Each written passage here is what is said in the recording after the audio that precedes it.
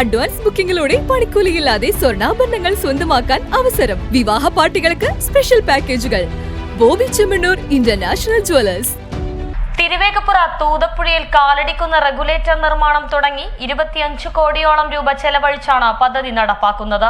ഒരു വർഷത്തിനകം നിർമ്മാണം പൂർത്തിയാക്കാനാണ് ലക്ഷ്യം. തൂതപ്പുഴയ്ക്ക് കുറുകെ തിരുവേഗപ്പുറ പഞ്ചായത്തിനെയും മലപ്പുറം ജില്ലയിലെ ഇരുമ്പിളിയം പഞ്ചായത്തിനെയും ബന്ധിപ്പിച്ചുകൊണ്ടാണ് നടപ്പാതയോട് കൂടിയുള്ള കാലടിക്കുന്ന് റെഗുലേറ്റർ നിർമ്മിക്കുന്നത്. ഇരു പ്രദേശങ്ങളിലെയും കുടിവെള്ളക്ഷാമ പരിഹാരത്തിനും ജലസേചനത്തിനും ലക്ഷ്യമിട്ടാണ് പദ്ധതി. തടയണ യാഥാർത്ഥ്യമാകുന്നതോടെ പുഴയിൽ 3 കിലോമീറ്ററോളം ദൂരം വെള്ളം സംഭരിക്കാൻ കഴിയും.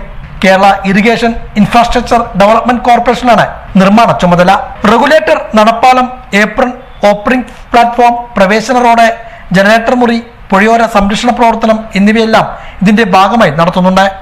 കൈവരികൾ ഉൾപ്പെടെ 1.5 മീറ്റർ വീതിയിലുള്ള നടപ്പാലമാണ് നിർമ്മിക്കുക.